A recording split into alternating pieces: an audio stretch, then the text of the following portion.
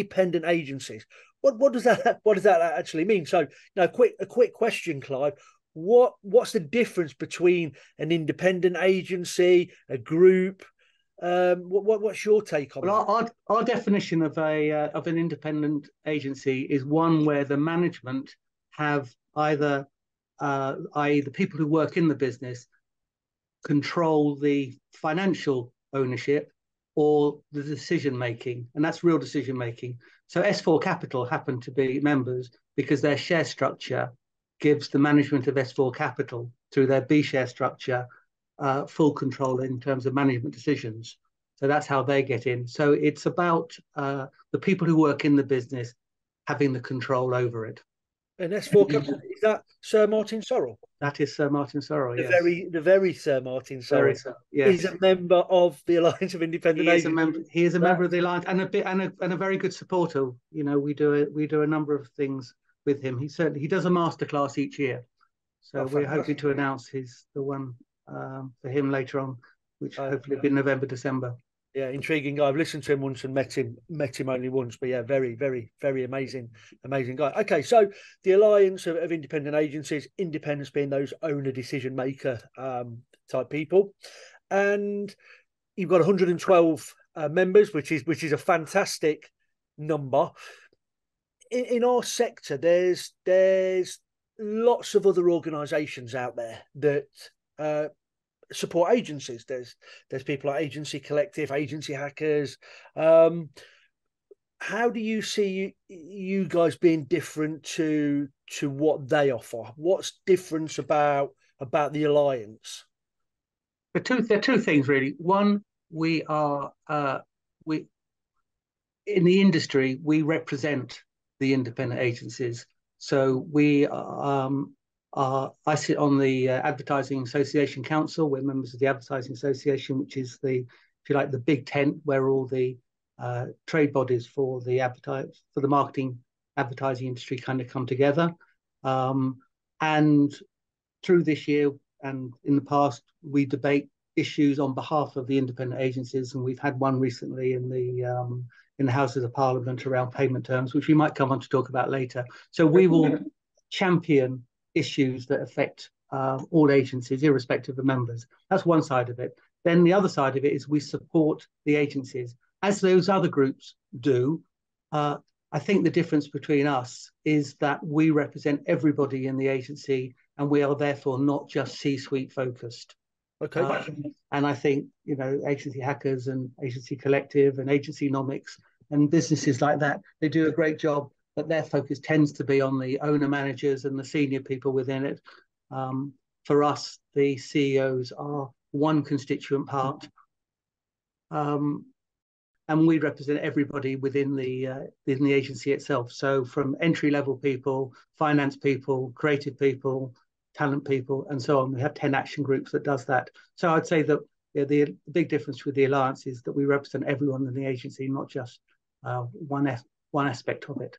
Okay, and you mentioned focus groups for these different elements of the agency. We know, you know, agencies are made up for these different areas. I run roundtables for finance directors and ops directors because within an agency, they're often a sole entity within there. The account handling team are, you know, many people, where ops directors, FDs tend to be one people. What sort of focus groups are you offering for your members within the alliance? Well, we have 11 action groups. I think I might have said 10 before. We have 11 because strategic and planning is one. But within those action groups, people responsible for sustainability would be one. People for diversity. There's a well-being group. There's a future leaders group, which is an important part of us. And they're very important in terms of setting the agenda for the alliance. Then we have a new business group, a talent group, commercial group. So all those different roles within it. And the other part of it, not just future leaders, but we have twice a month, we run a thing called Green Jam, which is anybody who's been in the agency world for under 5 years. And we run different topics on Green Jam twice a month. So everybody can get involved. We are not just discipline agnostic, but we're people agnostic as well within the agency group. I mean, Okay. our fundamental role to make people in the organisation three pillar purpose. We believe that businesses will operate if they drive their business. People plus performance drives performance. So those are the important parts of it, and therefore we have a very healthy training part of the organisation as well, where we run over 100 different training activities. That's fantastic. Clive, you broke up slightly when you was explaining that. I heard people and I heard something else, but would you just mind repeating that for the people on the call? Because I know it's a fundamental of the Alliance of Independent Agencies. Apologies. People plus purpose drives performance. That's and it. So we have three pillars within: one for people, one for purpose, and one for performance. Okay. Thanks for that, Clive. So we've got people, performance, across all these different groups. I think you said there was 11 groups. So through the alliance, through you speaking to these 112 members you've got, what will be the top issues that independent agencies are facing at the moment? You know, on this webinar today, I think we've got something like 75 people registered for this. Most of them will be independent agencies, and it'd be great to understand, you know, out of your group that you've got those 112, what are those top challenges they're facing? Because I think sometimes agency owners, agency leaders feel they've got these challenges. They feel sometimes they're siloed in them. They feel that they're alone in having these challenges. So I think it'd be great for you to share some of those challenges you're seeing, and then what you guys are doing from a supporting mechanism to help agencies with those challenges. Right. Well, the biggest issue I think for the industry is around recruitment of people and retention of people, and that's why we're a people-led organisation first. And in terms of retention, we believe that training is very important, and you have to recognise, and I think that's where the Future Leaders Group kind of comes into it. There's sometimes a disparity between how agency leaders see the business and how the people who work in that business operate and where their thinking lies. This kind of drives, you know, there's some thinking around a thing called squiggle careers. Squiggle careers kind of recognizes that no longer is there as a linear career ladder, but people come into business, they'll probably have multiple numbers of jobs, probably 10 or more in their working lives, as opposed to necessarily careers. They might work across a number of different industries within that lifetime. And I think agency owners and employers need to recognize that the people who they're employing are there and they have their values that you have to meet into as well. So that's why purpose is very important. And people want to work on the right kind of clients. So having the right sustainability values and to have the right diversity values are very important for the people who they employ. And we saw that back in 2019, 2018 with our Future Leaders Group, and they were the ones who took us into these areas. So we cater through our training, through the action groups that we run, those kind of issues that are being discussed. And you do it on a peer-to-peer level. So you're not just doing it within your own business, but you're seeing how other businesses are addressing those issues as well.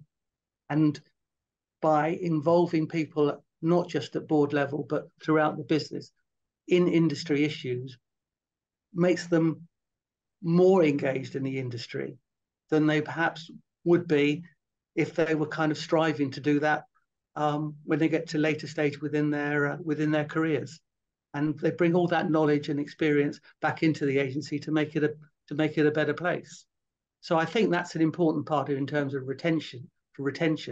In terms of recruitment, well, it's a kind of it's an industry issue generally, and we've worked with people like Bricks and Finishing School and things like that to try and bring in and mentor those people from underprivileged backgrounds and diverse backgrounds to make this industry more accessible. I think the last figure I heard that was 8% of people in higher education are looking to have a career in the marketing industry, which is which is very different from when I came into the industry, when it was a very sexy place to come to. And also, yeah, it's about recognizing the work-life balance, and you know, people now are making the decisions on where they work and the industries they work on based upon a whole series of different issues, not just where's this job going to take me in 5 years' time. That's no longer relevant to them. And some businesses, it's about embracing side hustles. Lots of people now who work in businesses have other interests as well. They might be charitable, they might be marginally commercial, certainly not competitive, but marginally commercial. And you should kind of allow people to be themselves. And that's kind of all they're caught up in, this kind of squiggle career. And I think employers need to recognize that and embrace it and work with them and support them. And then they will stay loyal to you. Okay, yeah, they're really good point. I mean, the recruitment is a constant challenge. Retaining staff is a constant challenge, and the industry we're in, we talk a lot about the culture and building that culture within the agency. And there was something you touched on there. Was a couple of points from the conversation we've been having that I'd like to talk more about. But the first one that's around that, the culture in the agency and embracing squiggle careers and side hustles. You mentioned there about these the future leaders coming through, because they're the people that have got to embrace this change and drive that through their agency. Would you tell us a little bit about that future leaders program that you run? Because I know there'll be a lot of people on this call. They're looking at their next level of people coming through, their senior leadership team, and they're probably looking at how do we develop these people. So an idea of what that future leaders course entails, that future leaders program would be really useful. Well, it's not a program. It's like you have in terms of a round table, but Right, okay. our future leaders group is the one where it's not necessarily open to everybody. We have a kind of a fixed number, so it operates to some degree like a shadow board. And Right. one of the things that they help do is, as I said before, and they've always done, is help drive the agenda for the alliance. And last year they kind of finished the project, which was the Agency of the Future, and they went and they spoke to a number of agency leaders about how they saw the business, and then they were bringing their own values into what they saw as being important for the Agency of the Future.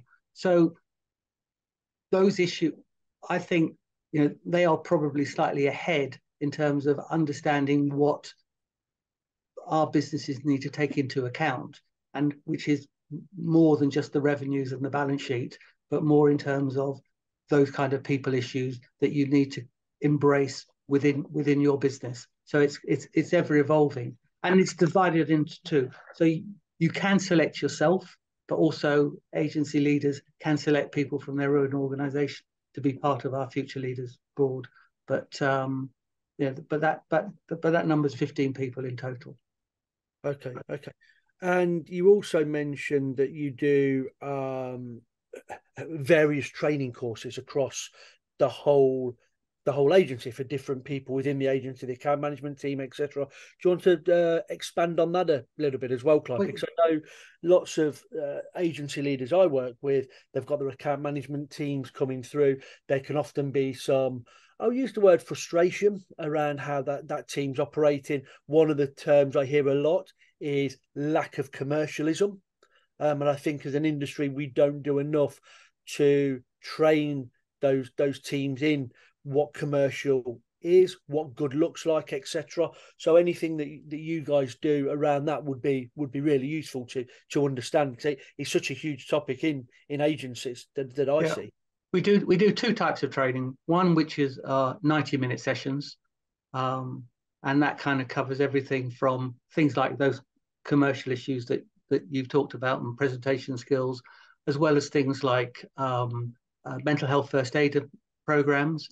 We believe that every agency should have a mental health first aider, or at least a number of mental health first aiders, depending on the number of people you have within your business. And then we have the more formal things like excellence in account management, excellence in account direction, and our diploma. And our diploma is, when we took over the history of the alliances, it goes back over 30 years. It used to be the Marketing Agencies Association. And one of the things that the Marketing Agencies Association had was its diploma, which was the Diploma of Integrated Marketing. We've revamped it, but it's been going for 15 years. And it has a strong reputation, the feedback we get from it.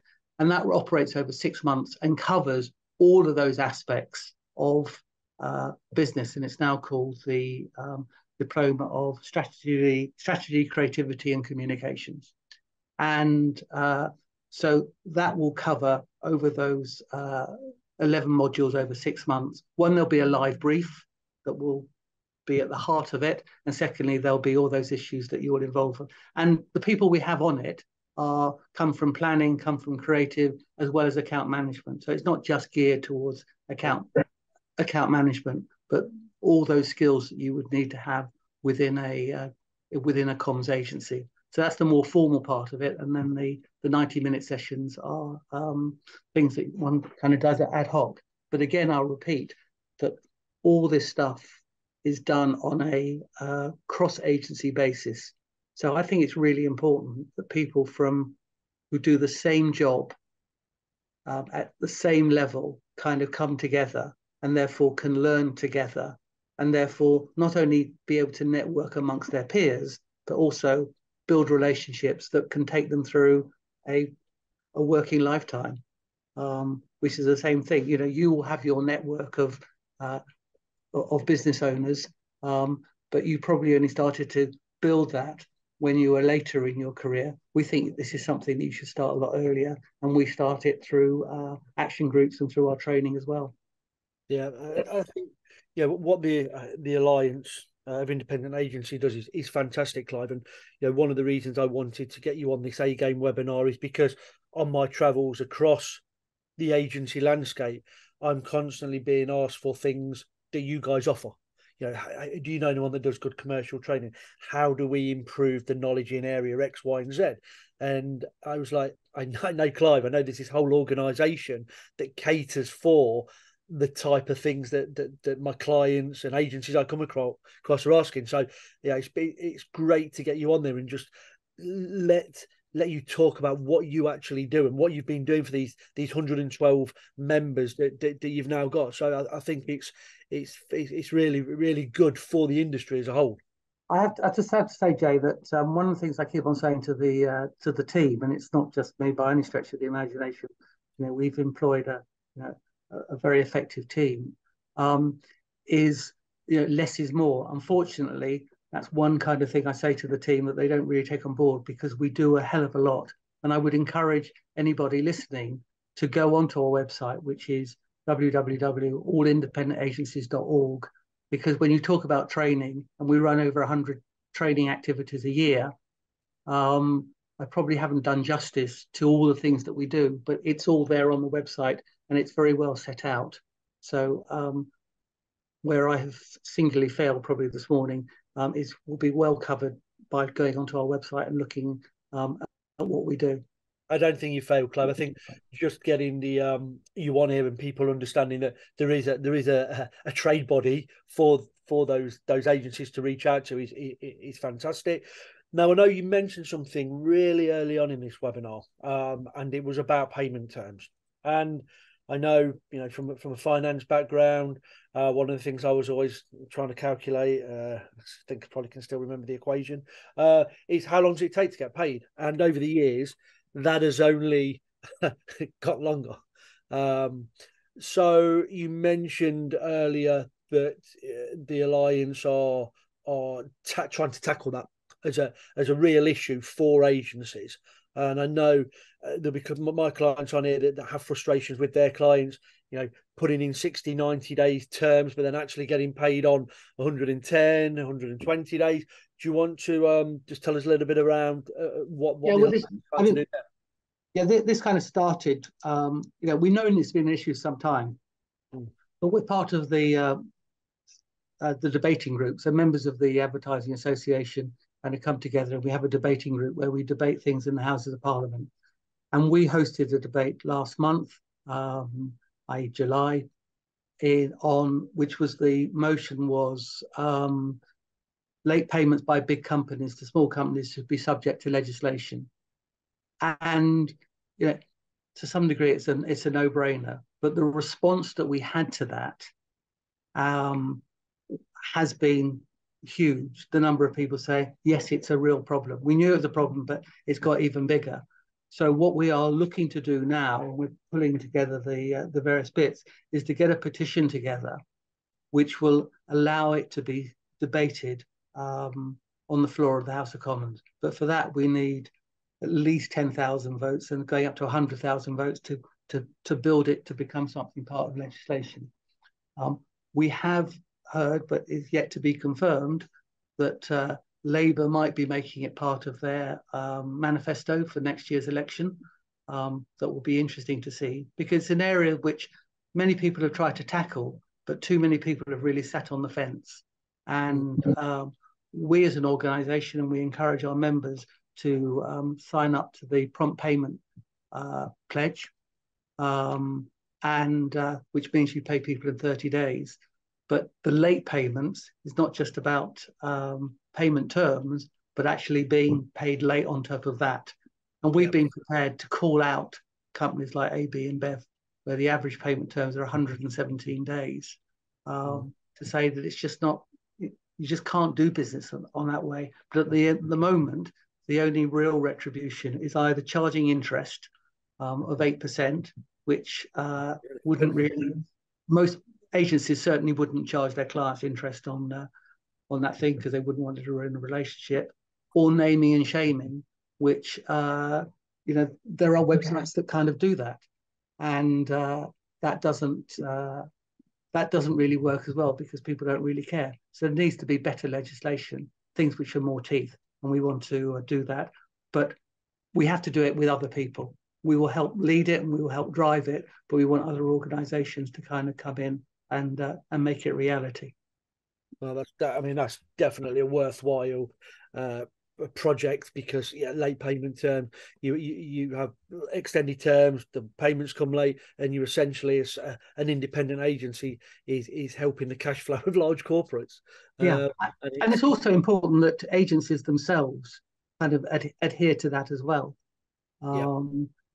Otherwise it becomes hypocrisy. So, which is why signing up to the prompt payment pledge is an important part of doing that, where you agree to pay people in 30 days. I know it's not always easy, because you're reliant on client kind of income coming in, but we should do as we ask and do as we say. Yeah, and having the minimum 3 months, ideally 6 months cash reserves to cover overheads over that period is one of the reasons why you have that in place, so that you can operate on an ethical basis, I guess, and pay suppliers in a prompt and timely fashion. Clive, it's been great speaking to you. The A Game, the webinar program, was set up really because on my travels across agencies, I got asked lots of different things if I could help or if I knew somebody, and the A Game webinar was set up to get people in with more experience than I've got in areas that my clients and agencies I come across are asking for. And I think having you on today as the founder and the leader of the Alliance of Independent Agencies has been really good. And I hope that the people listening to this webinar feel that there is an organisation out there that's got their best interests at heart. They do represent the trade body of of independent agencies, and I would encourage any agency owner out there to do go and check them out, because the work they do, I know firsthand, is fantastic. I know the programs and training they put on for their clients is fantastic. So if you've got those challenges in your agency, I would absolutely recommend go and check these guys out, because they're really good. Clive's a lovely fellow as well, which makes it. Tell you one thing, Jay, just in terms, on September the 21st, so if you're watching this before September the 21st, 2023, we're holding our conference, which is the Independent Agencies Conference, which is in London, and it's themed the Champion of Independence, because it's not just some interesting speakers. It's the keynote speaker is Siobhan Haviland, who's Director General of the British Chamber of Commerce, but we have a number of other speakers. But it's an opportunity to meet with your peers, And you asked at the beginning what makes an independent, what is kind of culture. And when people from independent agencies kind of come together, you do feel you're with like-minded people. And the conference is a way of, in terms of doing that. And we hope that part of our role, and whether it's through other groups as well, we create a movement for independent agencies to make them more seem like an effective group, as opposed to 15,000 of disparate businesses and maybe on a pitch list be seen as a wild card. Yeah. There's an awful lot that kind of comes, and it's defined culture as opposed to a different kind of culture you'll get in a group organisation. Well, I will certainly be at that conference. I think I've got my ticket already. Clive, we've got a couple of minutes to go. I always try to finish on one final question, quick sentence. If you could give agencies, independent agencies, one key takeaway for Friday morning, what would it be? Look after your people.